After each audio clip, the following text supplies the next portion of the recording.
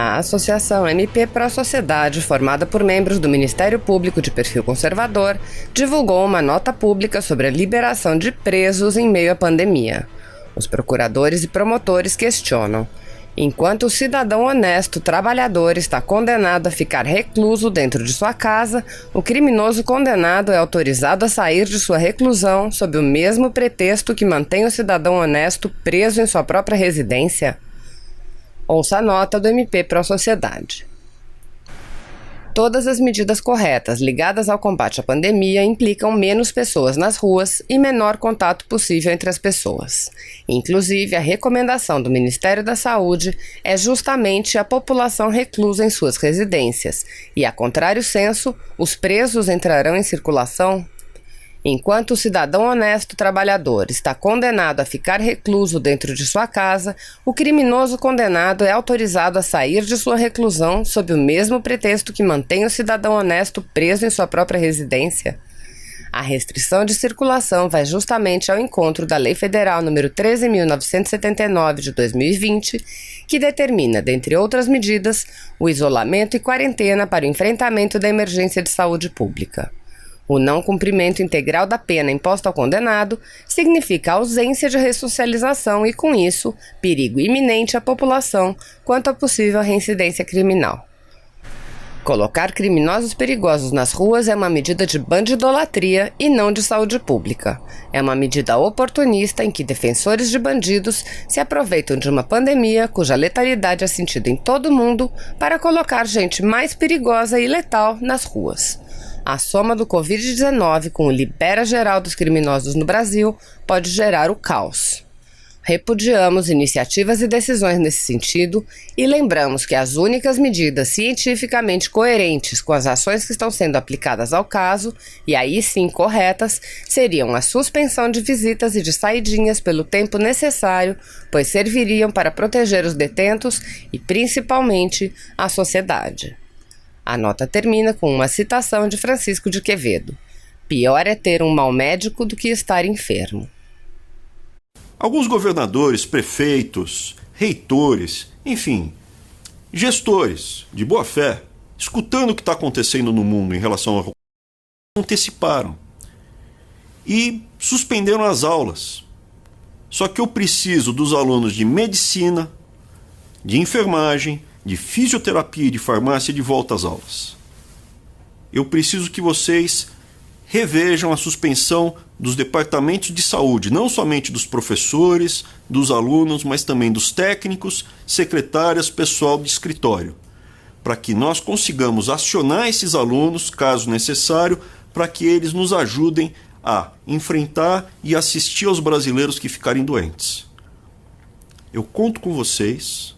E eu tenho certeza que nós, brasileiros, juntos, vamos dar uma lição para o mundo de como uma nação se comporta diante de um desafio desse. Muito obrigado. Então, se o impacto dele for uma onda de 3, 4 meses, e nós, em vez de nos culparmos uns aos outros, nos atacarmos uns aos outros, nos dividimos, em vez de pensar que nós somos brasileiros e temos que nos defender numa situação dessa, juntos. Nós fizemos isso, são 3, 4 meses, a crise acabou e o Brasil retoma o seu ritmo de reaceleração. A nossa atitude tem que ser essa, isso é o que nós vamos fazer, essa vai ser a nossa atitude o tempo inteiro, construtiva, positiva, e não é um otimismo infundado. Não é, eu nunca fui um otimista ou um pessimista, eu sempre fui um realista. A nossa dinâmica é diferente da dinâmica lá de fora. O impacto vai ser igual. O impacto é igual. O impacto genético pode ser um pouco maior no país, um pouco menor no outro, mas a verdade é que vai nos atingindo do ponto de vista humanitário, do ponto de vista de saúde pública. Nós seremos atingidos como os outros foram. E de crescimento também há um impacto, evidentemente, de desaceleração forte. Se nós formos contaminados por uma psicologia negativa ou de desentendimento, o Congresso não aprova, não abre espaço fiscal, aí nós vamos para a rua para reclamar, aí o troço agudiza, aí a mídia diz que o PIB vai cair 6%, aí todo mundo fica trancado em casa. Não, isso é uma tolice. Economia é um organismo vivo. A economia é um organismo vivo, é muito semelhante à biologia. não são ciências exatas. São átomos ou, na verdade, células que raciocinam, se adaptam, se ajustam, têm capacidade de reação. Se nós nos juntarmos, fizermos a coisa certa, a coisa, em vez de ser em V, a coisa é mais suave. Se tomarmos as medidas certas, se reagirmos injetando agora 140 bi na economia, em vez das pessoas ficarem só em casa, mesmo que fiquem em casa, pode comprar. E vai ter uma entrega. E o comércio gira. Se a empresa sem capital de giro vai ao banco, o banco rola 1, 2, 3 meses, enquanto durar a crise. Mas ele sabe que a crise passa ali na frente. Se nós estamos empurrando as reformas, ali na frente, a crise passou e os investimentos retomam. Se você fizer o saneamento hoje, que está também lá, os investimentos começam em 2, 3, 4, 5 meses. Então, assim que passou a crise, o Brasil recupera a taxa de investimento. E aquilo terá sido uma forte desaceleração.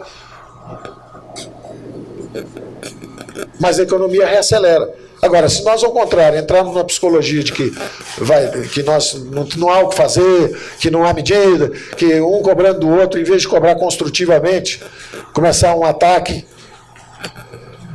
uns aos outros pelo que não fizeram, o que tem que fazer, vamos nos entender, vamos fazer o que tem que ser feito.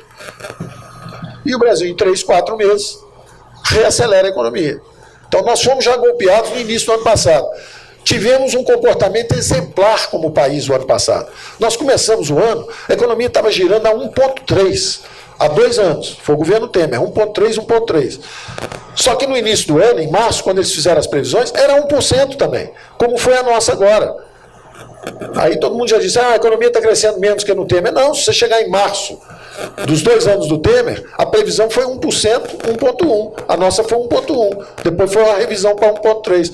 Mas aí a gente imediatamente, não, está crescendo menos, não. Vocês tinham que comparar previsão com previsão. 1,0, 1,1 e 1,1. Então, a economia brasileira estava num ritmo de 1,3%. Aí teve e o colapso da Argentina, onde mais da metade das nossas exportações de automóveis iam para lá. Então, rachou ao meio. O primeiro trimestre nosso, a economia que estava girando a 1,3 há 2 anos, ela girou a 0,7. Ela rachou a metade o crescimento.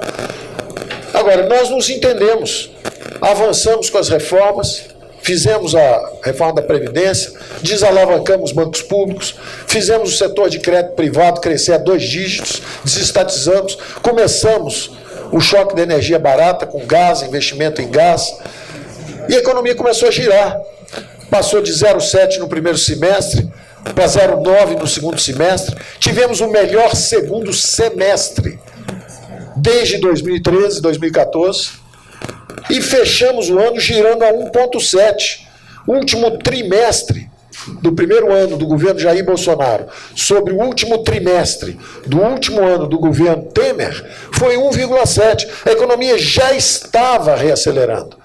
Ela sofreu um golpe no início do ano, no segundo semestre ela já teve o melhor segundo semestre dos últimos 6, 7 anos e já estava crescendo a quase 2%. Aí sai uma estimativa de 1%, todo mundo já está crescendo menos. Não, eu tinha acabado de fazer várias reuniões com empresários, todo mundo a 2 dígitos. Todo mundo a 2 dígitos, todo mundo vendendo a 2 dígitos. A economia estava reacelerando, sim. Aí todo mundo, agora mata.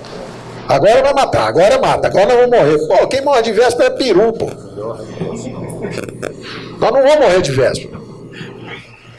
Nós vamos lutar para botar o país de volta no trilho. Fomos golpeados no início do ano passado, reagimos. Sofremos um golpe mais forte ainda agora, do ponto de vista de saúde pública.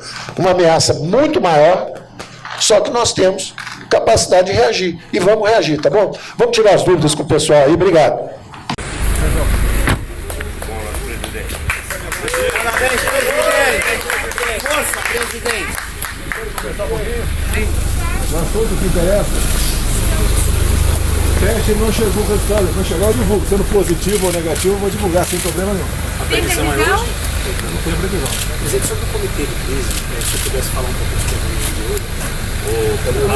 Olha só, independente de comitê de crise, todos os ministros já há algum tempo estão trabalhando para enfrentar esse problema, né?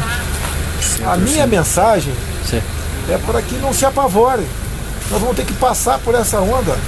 Agora, se o pânico chegar no meio da população, tudo fica pior. Nós estamos preocupados com a questão humanitária, de vidas, mas também com a questão econômica. Se você apoia Jair Bolsonaro, curta este vídeo. Manifeste a sua opinião e compartilhe para que a vontade do povo brasileiro seja conhecida. Inscreva-se no canal para ter acesso gratuito ao nosso conteúdo.